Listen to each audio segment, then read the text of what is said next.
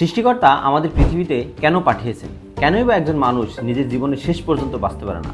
আবার বাঁচলেও পুরোটা জীবন কেন আনন্দ উল্লাসের সাথে সমাপ্ত করতে পারে না?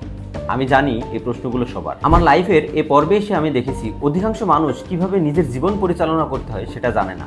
আর এই না জানার কারণেই নিজের লাইফকে একটা সময় মনে হয় বড় বোঝা। গবেষণায় বলছে বাংলাদেশে প্রায় প্রতি 5 জনের মধ্যে 4 জনই থাকে ডিপ্রেশনে। আর এই ডিপ্রেশন থেকেই তৈরি হয় মন খারাপ, অলসতা, কাজের প্রতি অমনোযোগিতা অথবা সিদ্ধান্তহীনতা। কেউ কেউ তো আবার এখান থেকে নিজের জীবনকে শেষ করার সিদ্ধান্ত নেন। কিছুদিন আগে ফেসবুকে একটি ঘটনা দেখলাম। 65 থেকে 70 বছর বয়সের একজন ব্যক্তি ট্রেনের নিচে বডি দিয়ে আত্মহত্যা করছেন। বিষয়টি থেকে আমার বিবেকের কাছে নাড়া দিল। সৃষ্টিকর্তার সর্বশ্রেষ্ঠ জীব হচ্ছে মানুষ, আর এই মানুষই কেন নির্দিষ্ট মেয়াদের আগে নিজের ইচ্ছায় মৃত্যুকে বরণ করে নিচ্ছে, তাও আবার 65 থেকে 70 বছর বয়সের ব্যক্তি, যে কিনা এই পৃথিবী থেকে 65 থেকে 70 বছর পর্যন্ত অভিজ্ঞতা নিয়েছেন।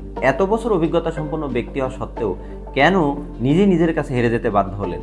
কারণটা কি তাহলে শুধুই অর্থনৈতিক? যেহেতু সমাজ, পরিবার, শিক্ষা ব্যবস্থা আমাদেরকে ইমোশনাল ইন্টেলিজেন্স শেখায়নি, সেহেতু পরবর্তী প্রজন্মও কিন্তু একই ঝুঁকিতে থাকছে, যার ভবিষ্যৎ খুব একটা ভালোর দিকে যাচ্ছে বলে মনে হয় না।